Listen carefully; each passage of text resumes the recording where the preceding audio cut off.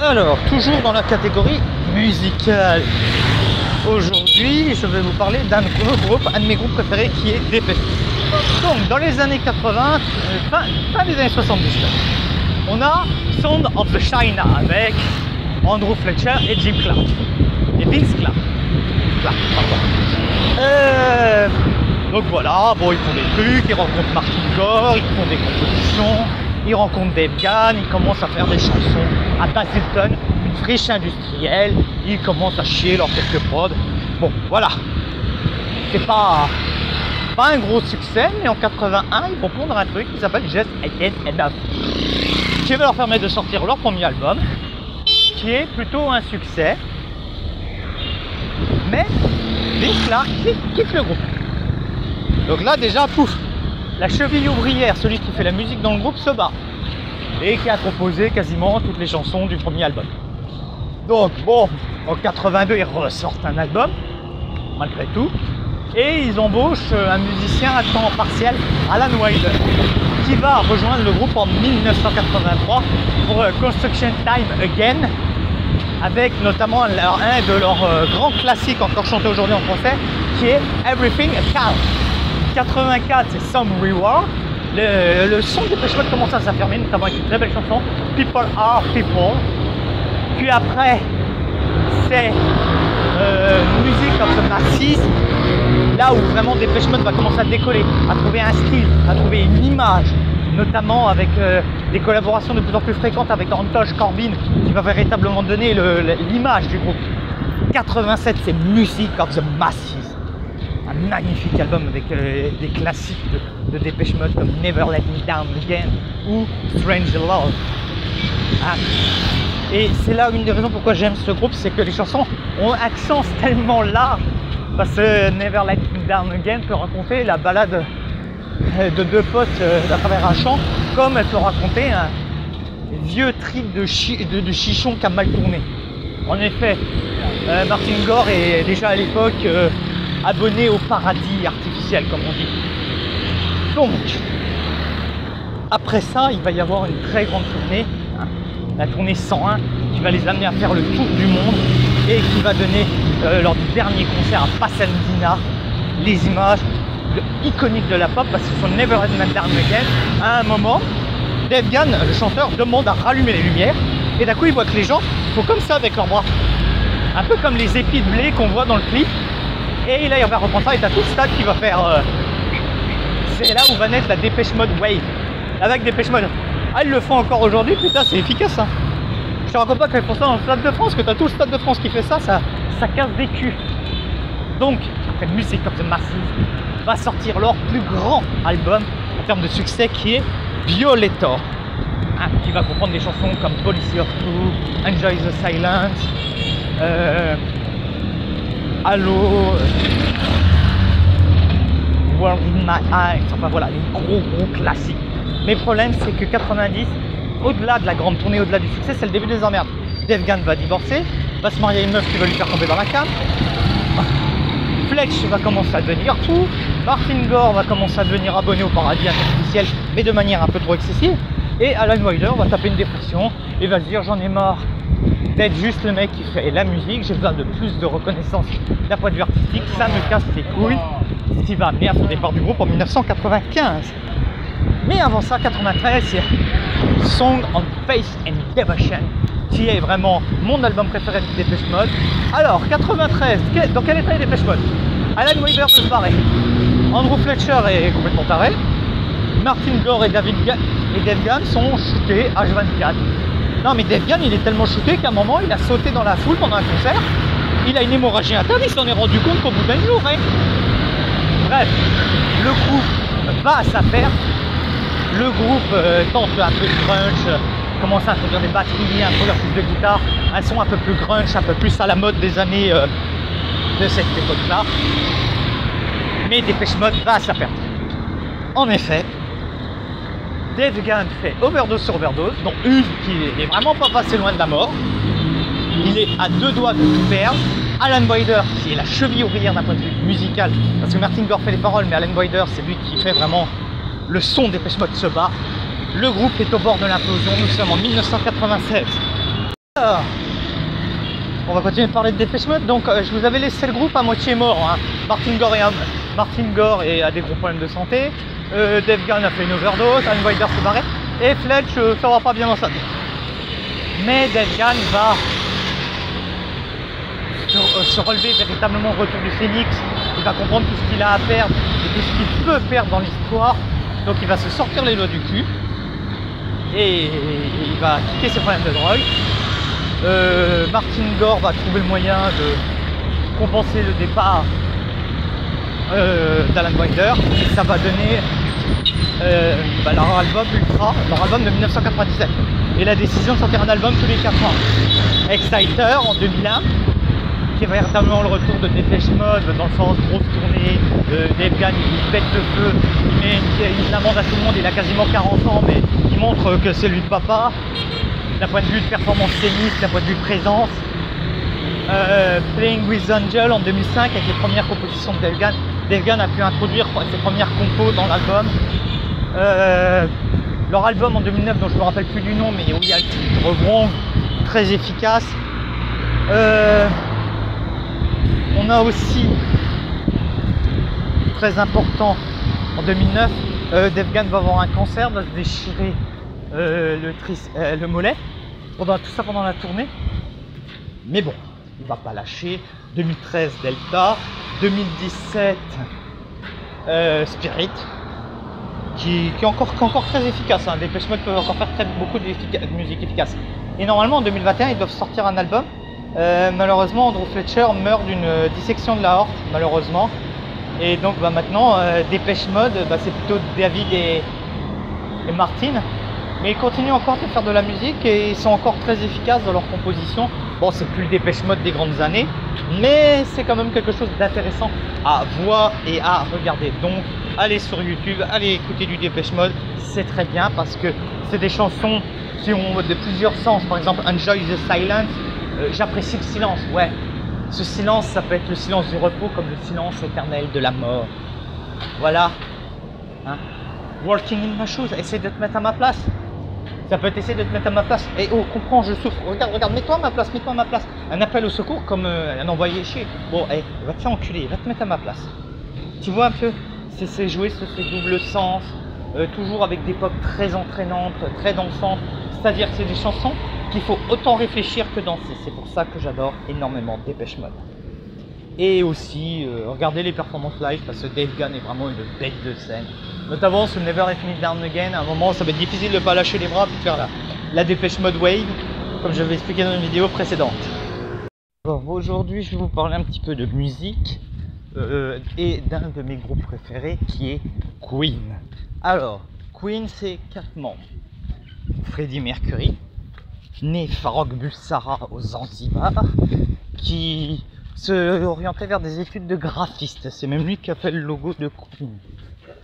Il va arriver au Royaume-Uni au moment de la décolonisation de Zanzibar au début des années 60 et il va très rapidement passer des études de cyclisme.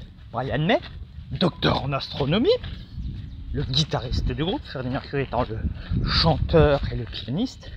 Les 4 membres de Queen sont des compositeurs. Ça, la grande force de Queen, c'est que c'est 4 musiciens, 4 compositeurs. Et 4 compositeurs de génie. Entre autres, Roger Taylor, qui faisait des études de dentiste avant de devenir le batteur de Queen. On a John Taylor, qui s'orientait vers des études en électronique, électromagnétique, enfin des trucs dans le genre.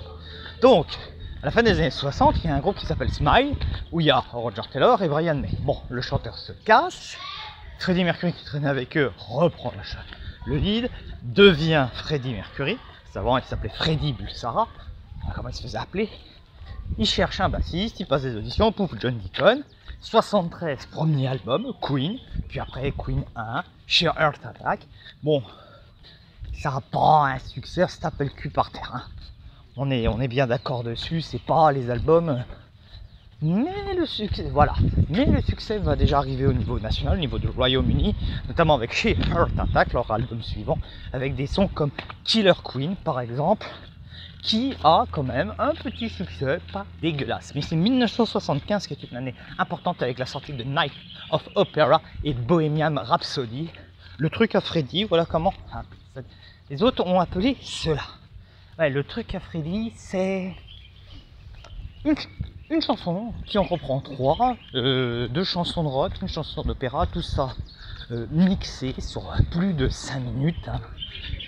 Dans le film, dans le biopic de Freddie Mercury, quand ils en discutent avec leur major qui dit 5 minutes c'est trop long, Freddie Mercury répond je plains ta femme si 5 minutes c'est trop long.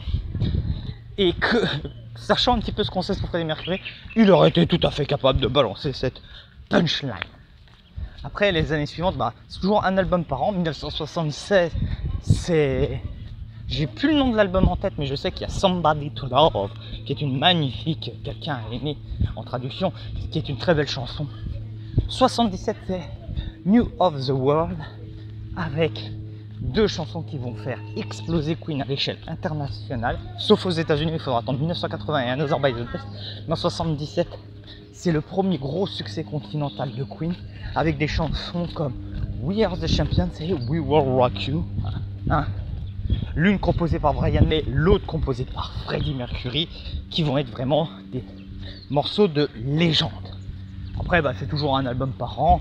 On peut avoir l'album Jazz, The Game en 1980, qui introduit les synthétiseurs, chose qui n'existait pas chez Queen avant. Puis 81, premier feat avec David Bowie. Et 82, patatras, c'est le drame, c'est Hot Space, c'est un album un peu plus funk, un peu plus disco, qui malheureusement ne rencontrera pas le succès escompté. Et à contrario de ce qu'on dit dans le film, le groupe ne se sépare pas. Ils font juste une pause de 2 ans pour faire des projets solo, notamment Freddie Mercury et Roger Taylor, qui a déjà sorti un premier album solo en 81.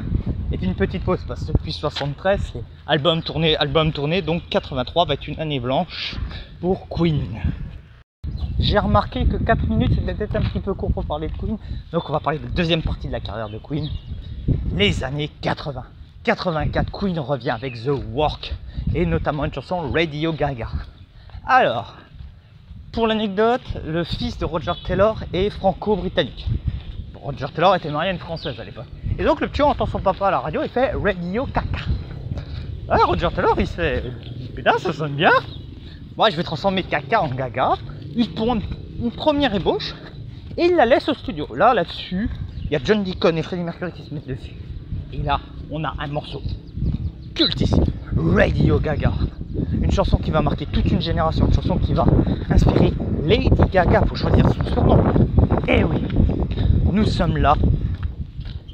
Radio Gaga sort Hammer to Fall, I Want to Break Free, composé par John Deacon. On croyait que beaucoup de monde disent ouais, c'est le coming out. Non, c'est pas le coming out de Freddie Mercury, ça a été composé par John Deacon, le bassiste du groupe qui est marié, qui a 7 gosses. Hein. Voilà. Donc voilà, après c'est la tournée The Work, où Freddie Mercury se déplace le genou et est obligé de finir un concert assis. C'est fun. 85, c'est le Live Aid. Live considéré comme la meilleure performance scénique de l'histoire par beaucoup de spécialistes dans la musique. 86, c'est The Magic Album, de laquelle Highlander va tirer certaines chansons, dont notamment un magnifique We Want to Live Forever, qui prend tout son sens dans Highlander. Parce que qui voudrait vivre éternellement quand on pense à ce pauvre Mac Léon, condamné à vivre éternellement, à s'attacher à des gens, à les voir mourir parce que lui il est immortel, mais les gens qui l'entourent ne sont pas immortels. Enfin voilà, c'est une très très grande période pour Queen. Mais Freddie Mercury, fatigué, là, il approche de la quarantaine, courir en collant sur scène, puis ça fait quelques temps, il a du mal à se reprendre, à se reposer, il commence à être fatigué. Et donc, ils font une pause, puis pendant cette pause, il fait des examens et le médecin lui annonce en avril 87 qu'il a le sida, quoi. Bon, ça l'empêche pas de produire quand même des beaux projets avec Montserrat Caballé, une chanteuse d'opéra. Ouais, le mec, il a fait « Je suis rocker, je vais faire de l'opéra avec Montserrat Caballé ». Normalement, il devait faire qu'une chanson avec elle. Puis l'autre, elle lui dit « Ouais, il y a combien sur l'album de rock ?» 10 chansons. Eh ben, allons-y pour 10. L'autre, il était tout content. Ils ont réellement sorti un très bel album d'opéra, qui peut même être une très belle introduction si vous ne connaissez pas l'opéra. Voilà, qui peut être une très belle introduction à l'opéra. On a quoi d'autre? Donc Roger Taylor va fonder un autre groupe, The Cross. Brian May va divorcer, perdre son père, faire une dépression nerveuse et vouloir se foutre en l'air. Mais Queen revient en 1989 avec The Miracle, magnifique album où là, pour la première fois, c'est pas chacun compose ses chansons, c'est qu'ils composent en collégial, on va dire, ce qui permet d'avoir un album magnifique. Mais l'état de Freddie Mercury se dégrade, il n'y a pas de tournée.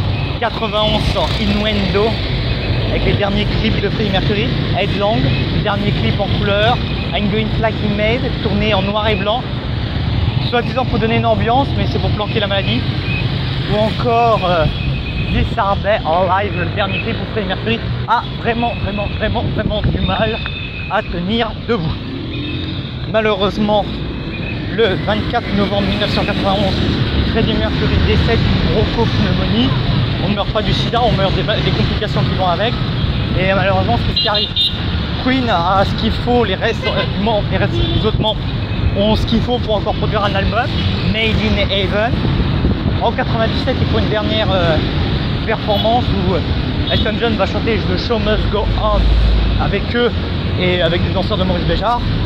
Mais voilà, John Deacon prend sa retraite et après Queen devient une petite syndic. Roger Taylor et Brian May de temps en temps ils chantent avec leur répertoire avec d'autres chanteurs, notamment Paul Rodgers et Adam Lambert. Ils vont sortir beaucoup de best-of, beaucoup de trucs comme ça en rapport avec l'œuvre de Queen. Mais voilà, le film, le biopic va sortir en 2018. Il aura l'avantage d'avoir fait découvrir Queen à toute une génération, même si il aurait pu être mieux fait, mais bon, c'est très difficile parce qu'on veut protéger l'image de Freddie Mercury. Ah, on va en donner l'image d'une icône avec quelques côtés sombres, mais Freddie Mercury est un personnage tellement complexe qu'il est difficile en 2 heures de film de retranscrire toute cette subtilité sans choquer tous les ayants droit